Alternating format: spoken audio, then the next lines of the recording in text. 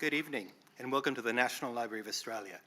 My name is Blake Singley and I'm the Director of Rights Management here at the Library. I'd like to begin by acknowledging Australia's First Nations peoples as the traditional owners and custodians of this land and pay my respects to elders past and present, and through them to all Australian Aboriginal and Torres Strait Islanders peoples. Thank you for attending this event coming to you from Ngunnawal and Ngambri country. This evening's presentation, Grief in World War II, Expressed in Art and Fashion, is by Dr Tets Kimura, a 2023 National Library of Australia Fellow in Japan Studies. The Library's Fellowships program supports researchers to make intensive use of our rich collections through residencies of 12 weeks. National Library of Australia Fellowships are made possible by generous philanthropic support, and Dr Kimura's fellowship has been supported by the Harold S. Williams Trust.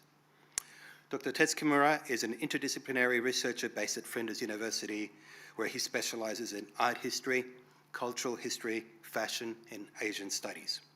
He is currently engaged in 2 book-length projects, an edited volume on Japanese war art with his New Zealander research partner, Associate Professor Richard Bullen from the University of Canterbury, and a monograph entitled Fashion, Soft Power, and Cultural Diplomacy, a case study of Japanese fashion in Australia, which is scheduled to be published by Bloomsbury in 2026. In this presentation this evening, Tets combines the research undertaken during his 2023 fellowship, in which he examined the historical and cultural development of Japanese fashion, with the research, and as well with the research undertaken at the National Library in 2021 as an Asian Studies grant recipient. He's had 2 guys at this, it's great. We're here where he investigated war art made by both Japanese civilians and Japanese nationals interned in Australian camps during the Second World War. This combined research showcases how grief in war is identifiable in art and fashion, and aims to generate further discussion on how ordinary people experience the war. So please join me in welcoming Dr. Tets Kimura.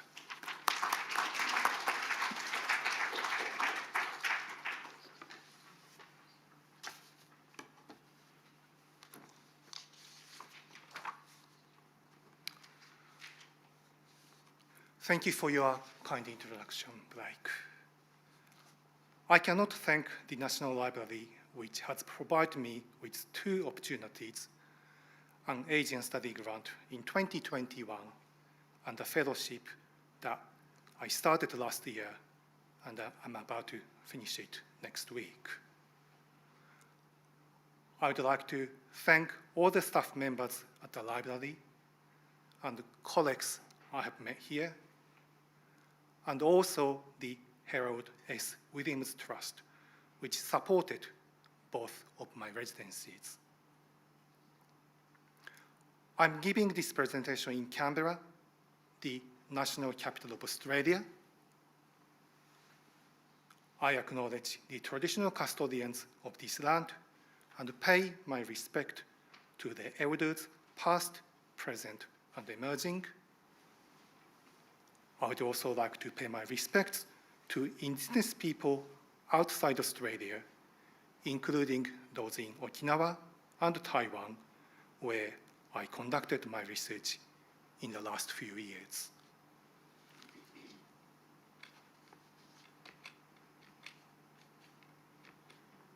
I can't change the slide. Oops, oh, now it works. I'd like to begin my presentation by showing this map held at the library's Braga Special Map Collection.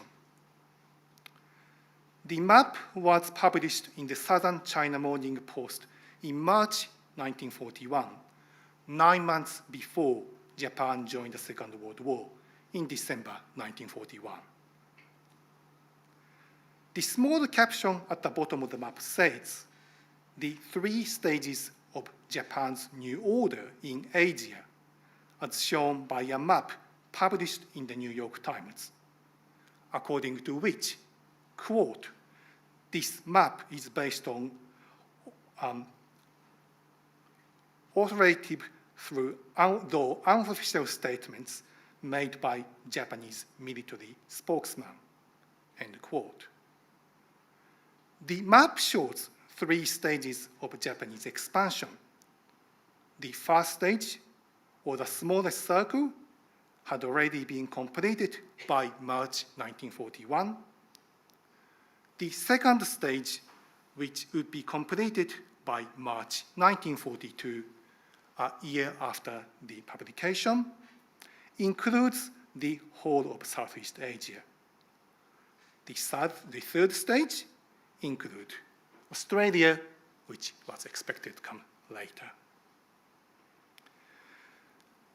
As the map suggests, Japan's invasion of Australia was expected. It was real. Thus, from the perspective of Australian government, we have to prepare for the enemy attack.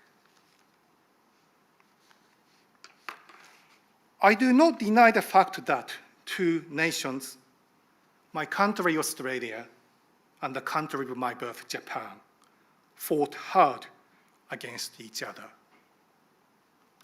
In history and even today, we Australians typically understand Japan as the other, especially in relation to the Second World War.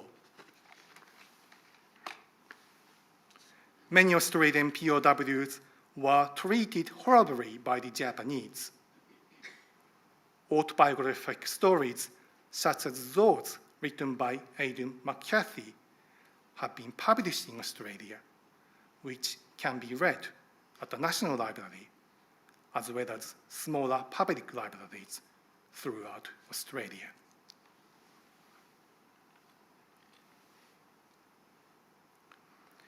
In the way 22,000 Australians were held in Japanese camps, there were approximately 5,000 Japanese people who were held in Australian camps during the war.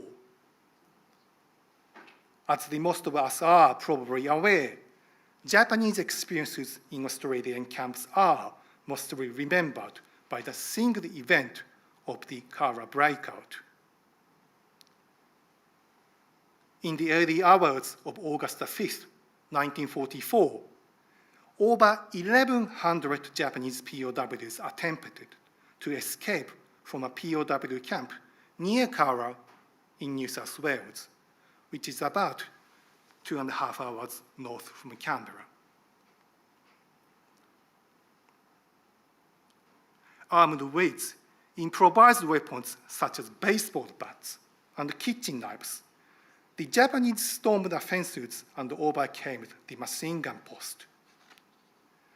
Never likely to be successful, the breakout resulted in the deaths of 231 Japanese and 4 Australians. All the Japanese survivors who escaped were recaptured in the surrounding countrysides in the days that followed. On 8th of September 1944, the investigation report was read to the House of Representatives by Prime Minister John Curtin, according to which the attack was characterized by, quote, a suicidal disregard of life, end of quote. Now here's a summary of the statement that was read by the Prime Minister back then.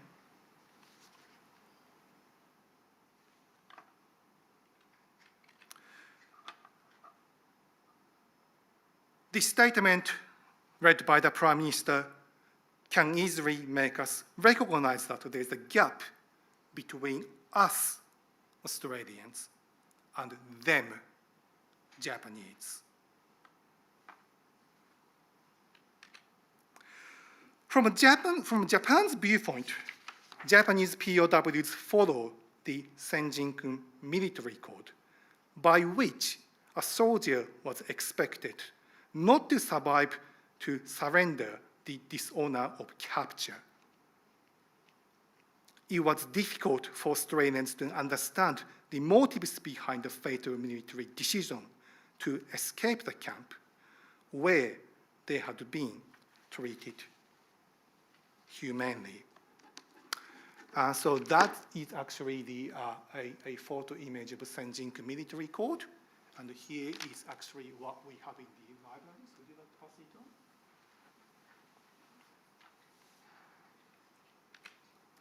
However, were all the captured Japanese carrying thoughts formed by the Senjinken that were beyond our comprehension? My answer is no. Shortly after Japan entered the war in December 1941, civilian Japanese living in Australia were seized and sent to enemy camps.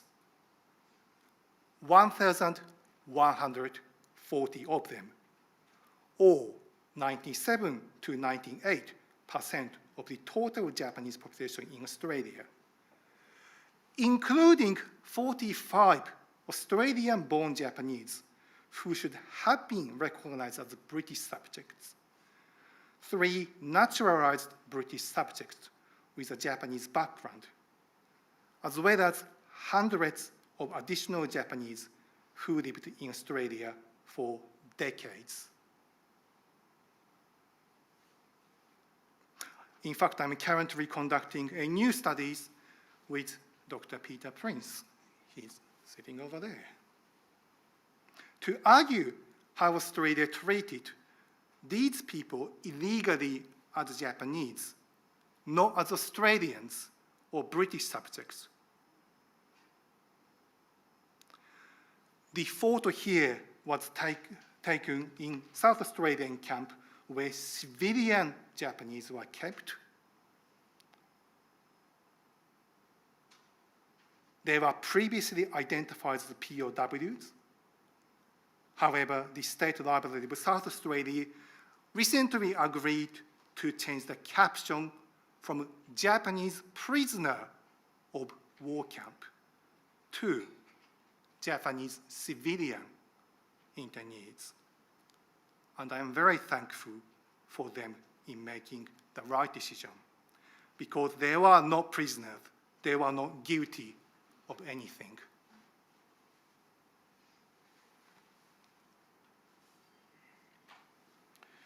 The Geneva Convention of Prisoners of War, signed by major nations in 1929, ensured that POWs and civilian internees had the right to honor and respect, including a supply of quality and quantity of food and medical facilities.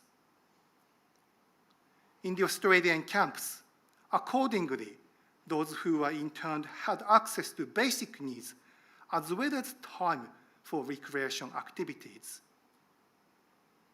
Many were engaged in creating art and craft works. My research partner from New Zealand, Associate Professor Richard Ballan, and I have published a paper on how feelings and emotions are expressed in war art, and we are working on a book together at the moment, hoping it will be published next year.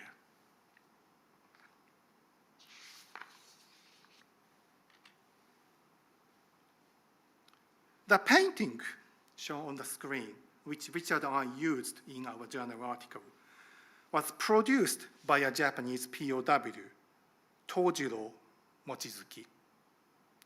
And this has been kept at Kara Regional Art Gallery in New South Wales. In terms of quality, the painting does not have the quality expected for an art museum collection. It looks like the work of a high school student at its best. An obvious example is that the object looks two-dimensional. You can see that in Lanterne. However, in an era when it is getting difficult to collect oral history from the Second World War, art is a rich resource for understanding personal experiences which have been expressed and preserved. We can see that the woman, it has a traditional Japanese hairstyle, is in the act of removing her kimono, which falls from her shoulders, fully exposing one breast. Her sash that should hold her kimono falls to the floor, and her expression is quiet and submissive. The kimono is in red, which is a color often worn by prostitutes. Where the POW were kept in a maid-only camp, they became hungry for Japan and hungry for sex. And where landscapes were depicted by the POWs, they almost uniformly featured Japanese scenes, recognizable by castles, pagodas, or Mount Fuji, as you can see on the screen. The box shown here is kept at the Kara Japanese Garden. Mount Fuji is an obvious choice for them as a sacred landmark of their homeland and a very recognizable symbol of Japan.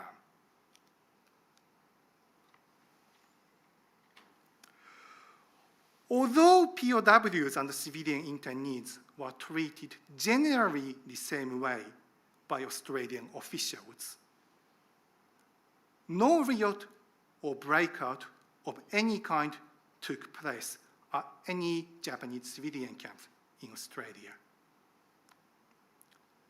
The difference is recognizable in various ways. For example, in the sports they played in the camps. While baseball and sumo were common among the POWs, there were additional games by civilians that were not widely circulated in Japan at that time, such as tennis. A record indicates that the internees at Tatura No. 4 internment camp built a tennis court there. Even more striking is an extant concrete cricket pitch at the site of the Unok camp, about 1 hour by boat on the Murray River from Renmark. In this South Australia camp, cricket games were played with the girls, and the pitch is a reminder that internees were culturally more aligned with Australia than Japan.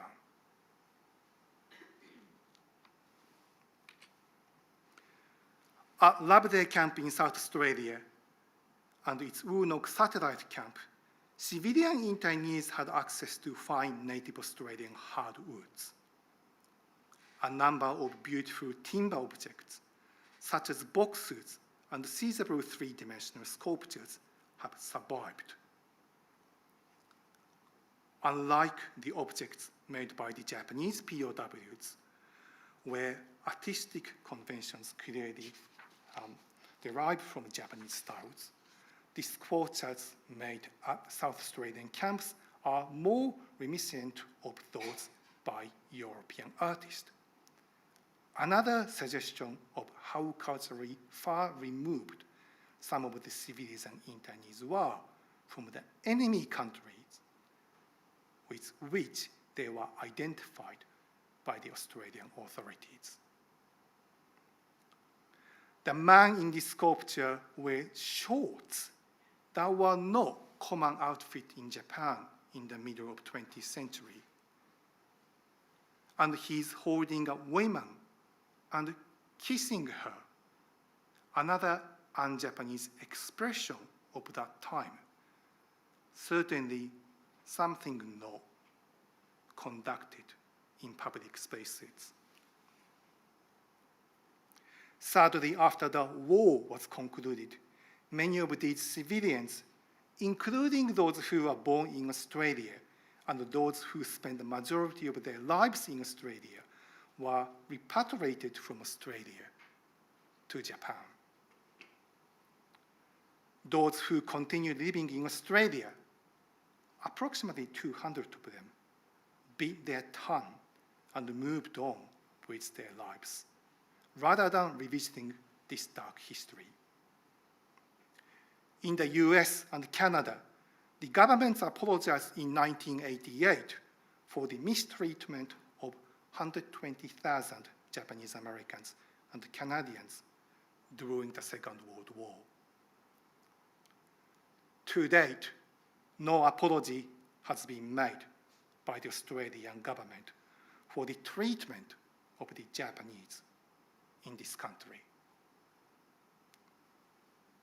I, as a Japanese Australian who has conducted this research, would like to ask Prime Minister Albanese and his government to take the right action sooner rather than later.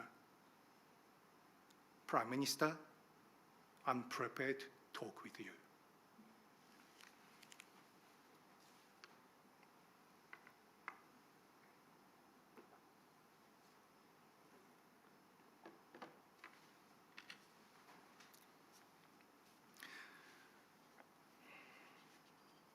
If the experiences of Japanese Australians during the war have largely been unrecognized in Australia, the experiences of ordinary Japanese people in Japan during the war have not been a subject of scholarly research in Australia either.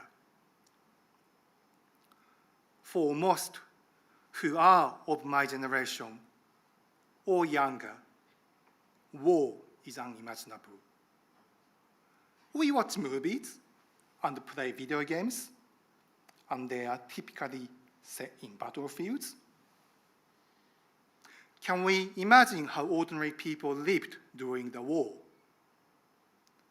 I'm rare in my generations as I experienced a war.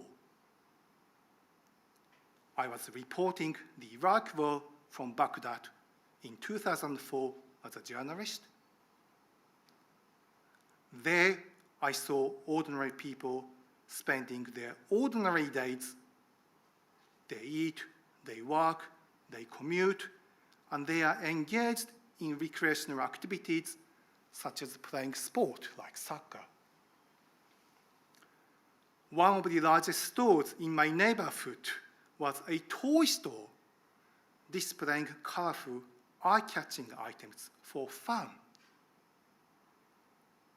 I realized people are entitled to enjoy themselves during wars.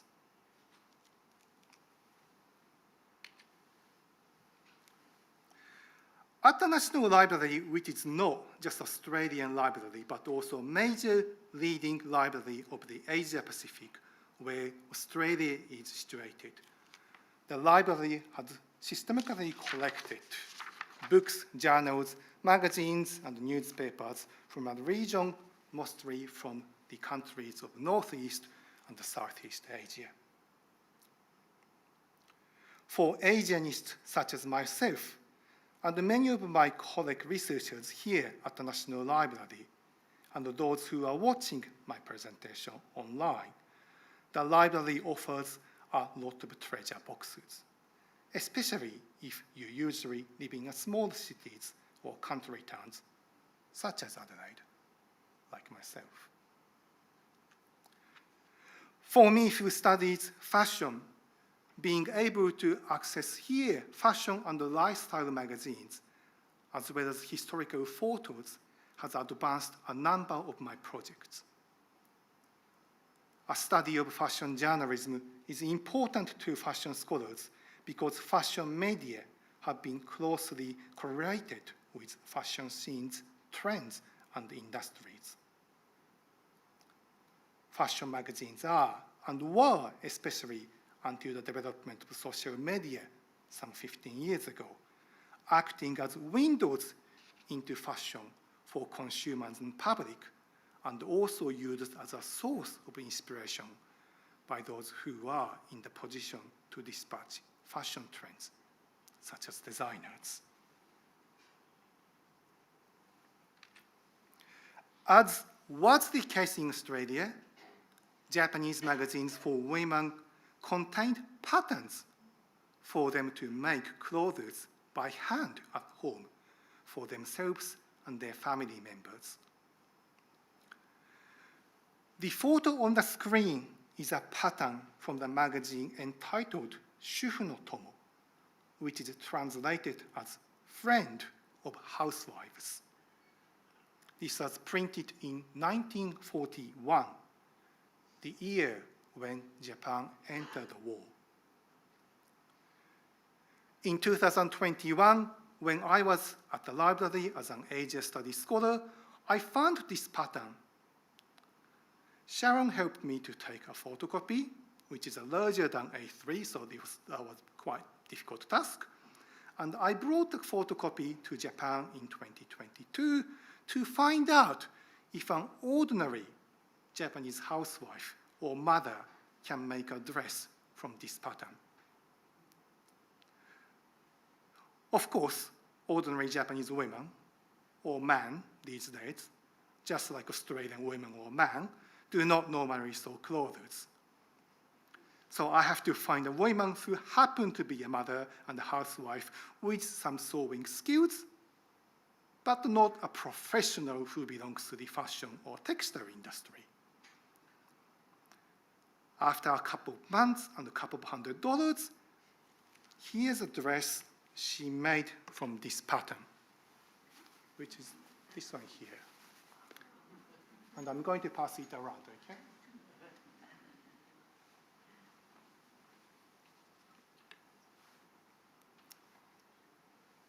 Even though the pattern was made over 80 years ago, the clothes look quite fashionable in the 2020s. I'm skeptical, however, if this type of dress was enjoyed by Japanese children back in the early 40s. Although Japan was a latecomer to the Second World War, it was already fighting against China, and it had long been expected fight against the Allies. The war mentality was everywhere in Japanese society. From Australia's perspective, Japan was a threat for decades. Britain and Japan had an alliance for 20 years from 1902 to 1922, so Japan fought for the Allies during the First World War. Japan moved to the south, occupied the Pacific Islands of the German territories. However, from Australia's view, the expansion was a threat. The most powerful country in Asia at that time was getting closer to Australia, and Australia's mother country was on the other side of the globe. Japan kept becoming larger. It already had Taiwan and Korea, and it also expanded to the west, establishing the puppet state of Manchukuo in the northeast Chinese part of Manchuria in 1931. By 1936, Australia's trade diversion policy decided to enter a trade war against Japan by introducing restrictions, even though Japan was Australia's second largest trade partner. Australia's decision was driven by Australia's interest within the framework of a great power alliance, namely Australia's imperial relationship with Britain. Japan was, and remains today, poor in raw materials. Japan was in need of expansion to secure resources, and especially sanctions by the Allies, led by the US, was the most likely scenario at that time. Over 90% of oil consumed in Japan came from imported sources, and the vast majority, 80%, came from the US. As a resource-poor country, Japan tried its best to produce resources domestically. It tried to mine oil, it even tried to produce plant-based oil from pine trees to run military vehicles. In terms of clothing materials, although silk was Japan's primary export product, silk was not the best material for military clothing. Japan imported wool from Australia, but it also tried to grow wool, mainly on the northern island of Hokkaido, as the photo here shows. However, it gave up on wool production in the late 1920s. By then, Japan was the second largest buyer of Australian wool. Japan's buying power was an undeniable factor for Australia. In 1934, the Australian Eastern Mission marked a turning point in the history of Australia's external relations, where a more self-confident and assertive nation began to distinguish Australian from British interest. The mission, led by Deputy Prime Minister J.G. Latham, visited 7 states in Asia, including Japan. This was the first Australian diplomatic mission outside of Britain and its empire, and it was said to have been quite successful. Australia negotiated for an Australia-Japan Treaty of Friendship, Commerce, and Navigation. In the following year, 1935, Australia even appointed its first trade commissioner in Tokyo. However, there was a demand by Britain's Manchester mission, visiting Australia in 1936, to tighten the trade tie between Australia and Britain instead of Australia and Japan. It meant that Australia could rely on one country, Britain, for both trade and defense. Australia's export to Japan shrunk by more than half from 1935-36 to 1936-37, while Australia's exports to Britain increased by only 2%.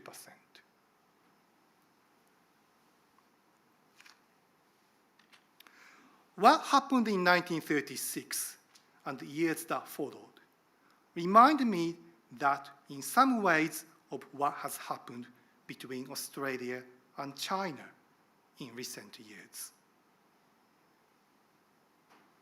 Tariff restrictions were introduced, and Japan, which was actively buying Australian wool and wheat, reduced purchases.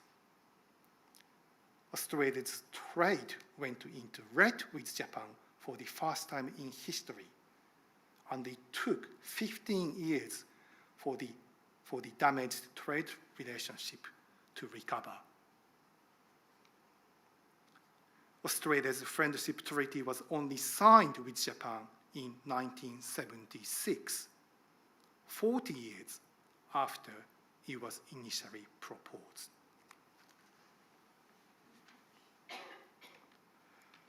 Politics, trade, and wars, they are big and important. And big and important things often determine smaller things that matter to individuals.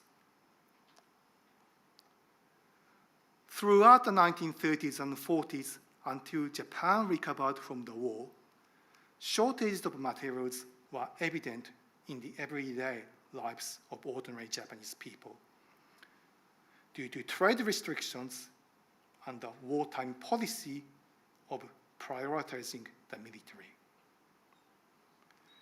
In my ongoing and forthcoming research on Japanese fashion during the Second World War time, I am dedicated to discovering the roles of fashion during the war, how fashion functioned when it was seen as a luxury and unnecessary, when materials were limited, and when sartorial codes were controlled by the state. To date, no peer-reviewed research has been published on this topic in English. This is a period when Japanese fashion that has really been studied, even by fashion scholars in Japan, in contrast to numerous studies on earlier modernities and cultural developments that reshaped Japan in the post-World War period. During the war, however, the people still wore clothes. There were still potential fashion consumers. And even though they were unable to buy clothing with money, but with coupons. Let me speak a little bit about Australia. In Australia, clothing was the first item to be rationed. As we remembered what happened at the beginning of COVID, when people panic bought toilet papers. People fought and grabbed items of clothing at random, often without trying them on, when Prime Minister Curtin announced that rationing was coming on clothing. Rationing was also introduced on petrol, as well as foods such as tea, sugar, butter, and meat. You might have heard these stories from your grandparents. I heard stories. For example, when sugar was short in South Australia's Riverland region, and no lolly was available at shops in towns, lollies were still available at canteens in military sites. Visiting a military site was like visiting heaven for a young boy. This is a story I heard from Riverland's locals. Our joy was taken away in Australia, just as it happened in Japan, even prior to Japan's entry to the Second World War.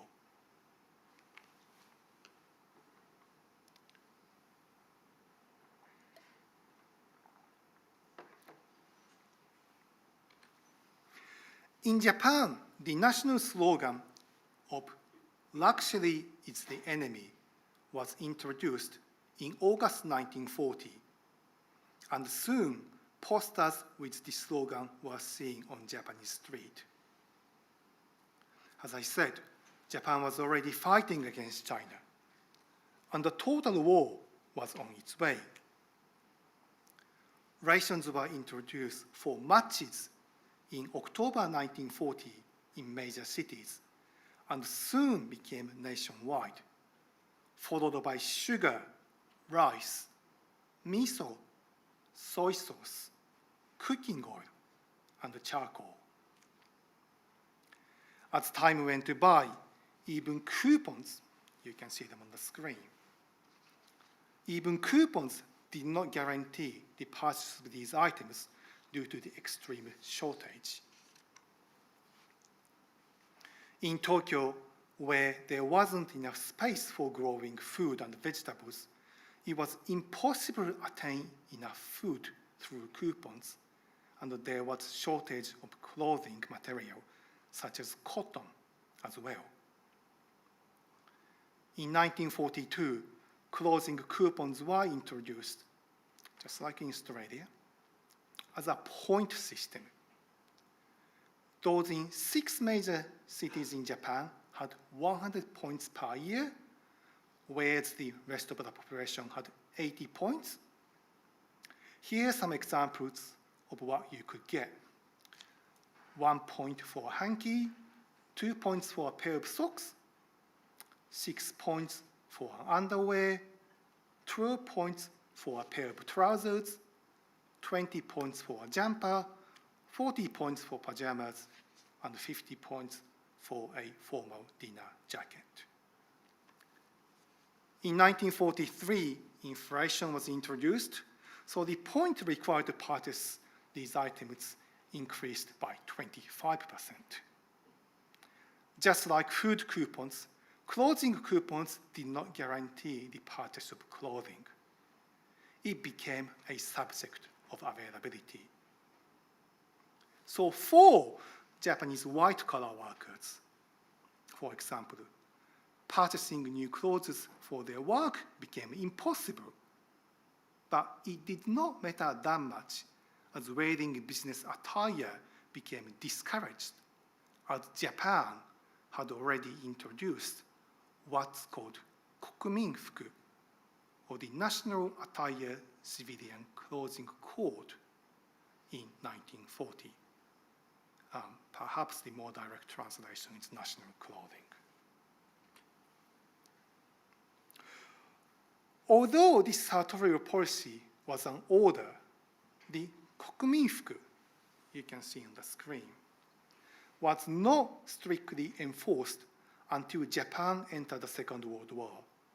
And furthermore, it was only applicable to men.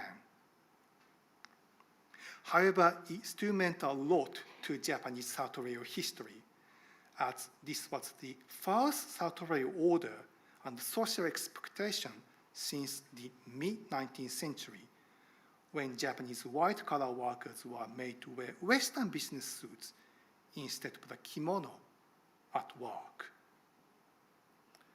The kokuminfuku looked like halfway between military uniforms and business suits.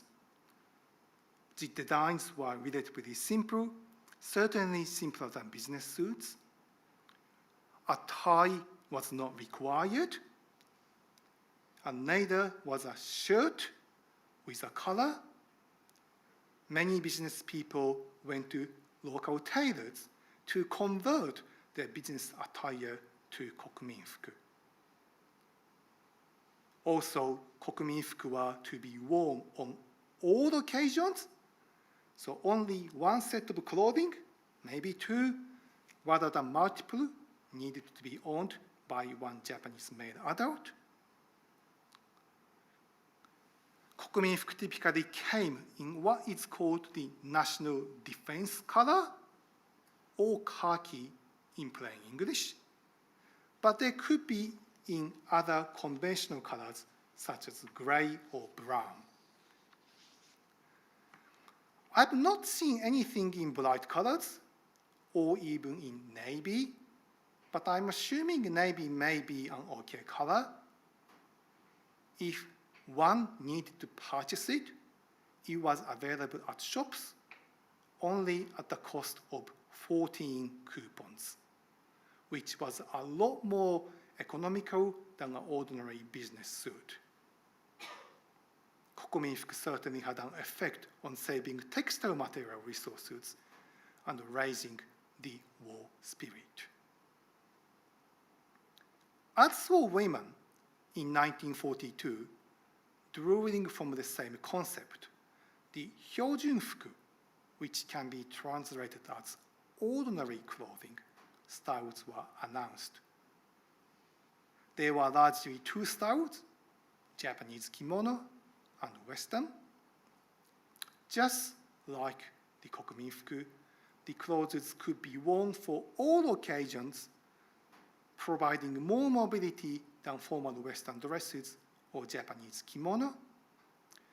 Reading Japanese academic journals on fashion from 1942, there seemed to be great encouragement where the hyojunfuku, and the Japanese women experienced this sartorial shift. However, talking with Second World War survivors in Japan, none of them noticed such thing existed during the war.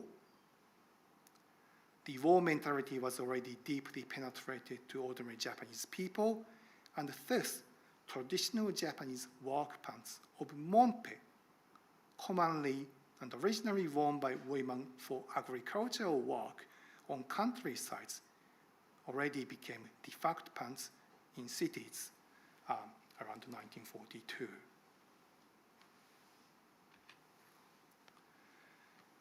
Because the Second World War was total war, especially for Japan that was resource poor, everybody was expected to participate. For example, housewives were trained to be firefighters, and the students were working at factories instead of studying at school. Participating in volunteer activities were enforced. There was no need for women to be feminine. They have to be physical, and they have to move around. Wearing Japanese robes, yukata or kimono, or even skirt does not necessarily allow women to be active. The photo here was taken in 1944, and they are students of Taisei Girls High School in Mito City in northeast of Tokyo. You can see that they are wearing like kind of school uniforms on top, but at the bottom, they're not wearing the skirt, but they are wearing work pants of monpe. So this is what does monpe look like, and it's quite easy to make them. So I'm actually going to demonstrate how we can make it quite easily. Unfortunately, I don't have the great solving skills, so I'm just going to use a piece of paper and sticky tape. Okay, so this is the, let's say, a piece of cloth. Okay, you fold that into half.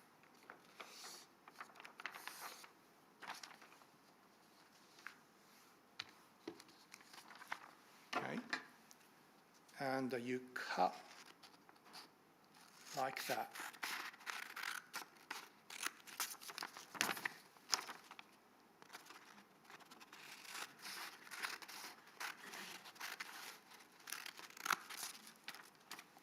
Now, here's a bit of a sewing, but let us use sticky tapes because it's easier. And we didn't really test sticky tapes. No, we didn't. No, we should have. I'll give you a little bit.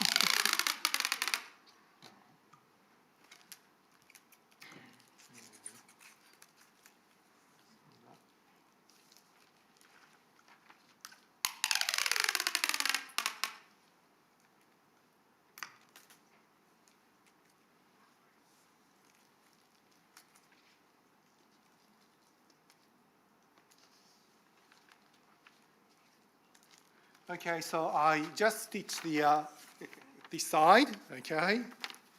And now I have to cut the end so your leg can come out.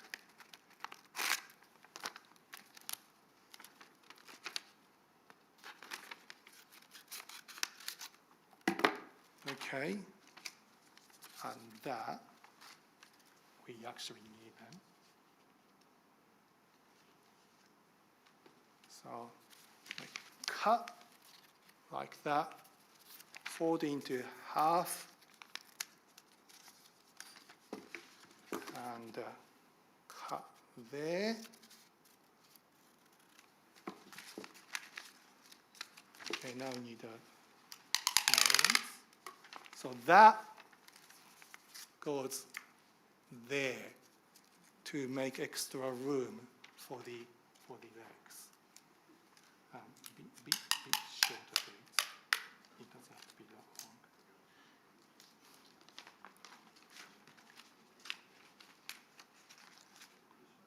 Yeah, 2 more. Okay, so now you can actually see that's like pants. Let's get that down on this side as well.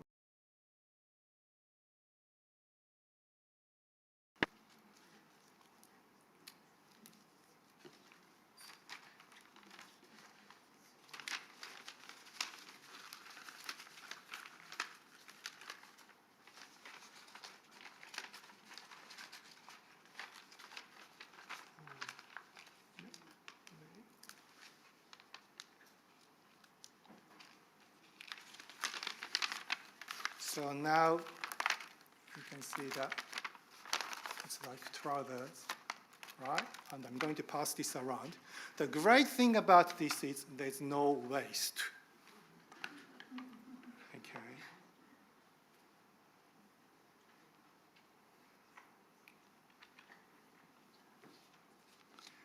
And so you saw like I cut the middle and created sort of like triangle stuff. And that you can see there, right? This is from the magazine from 1945. And if you check some of the old Japanese pattern from the 17th century, which is kept at this library, you can also see the same principle here. Okay, and this is like a slightly different version, but you can actually see this was actually made by a Japanese woman, and she basically made it on like the next day I visited her, and you can see like how this like like she's got like a belt which actually goes around, which also you can see in that as well. So I might pass this around too.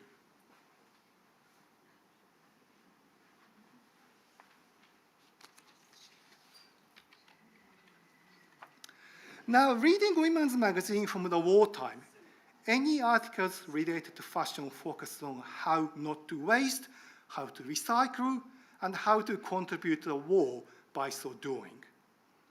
In my interviews, I spoke with approximately half a dozen of Japanese Second World War survivors who lived in different parts of Japan, both urban and rural, and now said that they had room to think about fashion. The Second World War was the era when fashion ceased to exist, even for young women who were otherwise the most fashion-conscious group of the population. There were many turning points in the war, one of which was definitely the Battle of Okinawa. Over 100,000 American soldiers landed on the main island of Okinawa, which is located between the Japanese main island and Taiwan. Okinawa became a grand battlefield for 3 months, from April to June 1945. When survivors realized there would be an occupation, some decided to commit suicide, but some others decided to surrender. Here's Yukiko on the screen, a school teacher who surrendered to the US forces. She was given male clothes as no feminine apparel was available. Quote, one of the first things she asked for was lipstick, end quote. Fashion came back in post-war Japan soon after the war ended. There was a boom in learning Western sewing techniques, and many private schools were established. Younger generations enjoyed dressing up, but unfortunately, some did for survival, as they had no way to make money. They had nothing to sell but themselves. Also during the occupation, Australian servicemen were sent to Hiroshima, and some of them met young Japanese women who then moved to Australia as war brides in the 1950s. But this is another story.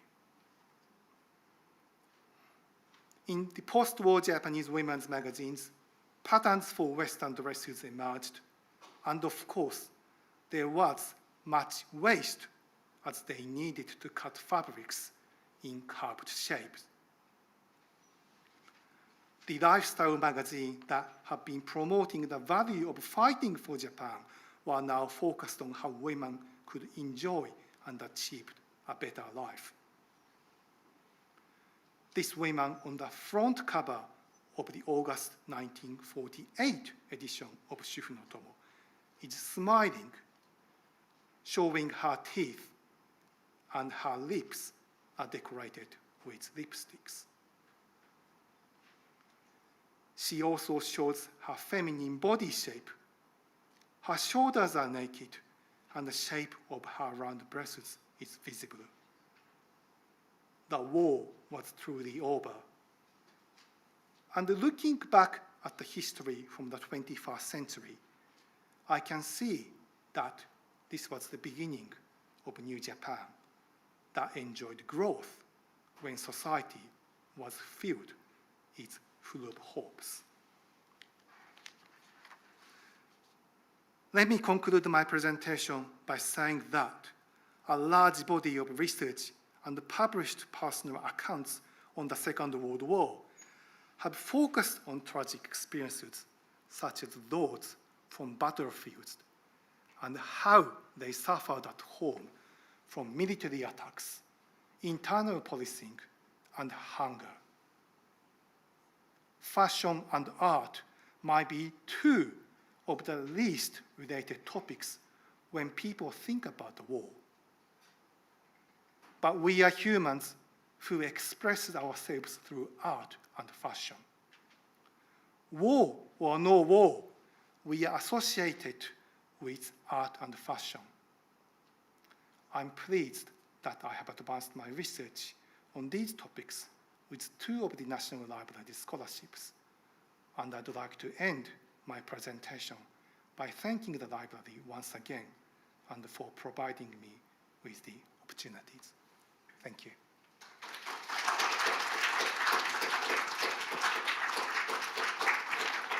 Thank you very much, Tets. That was absolutely fascinating. We probably have time for one very quick question. I asked you to wait to get the microphone before you ask this question. So has anybody got a question for Tets? Up here at the front was the first hand up. Dan. This lady here at the front was this is the winner. Thank you very much for a fascinating presentation. Your demonstration of making the monpe was quite interesting. But my understanding was that most of those trousers were made out of kimono fabric, which is much narrower. Do you know how they made those with a much narrower kimono fabric rather than Western width, which is 90 centimeters? Sure, it could be slightly narrower, maybe like that, but same principle you can actually make from fabric this shape to monpe. So you got kimono, you undo the kimono, unstitch the kimono, and that's a piece of fabric.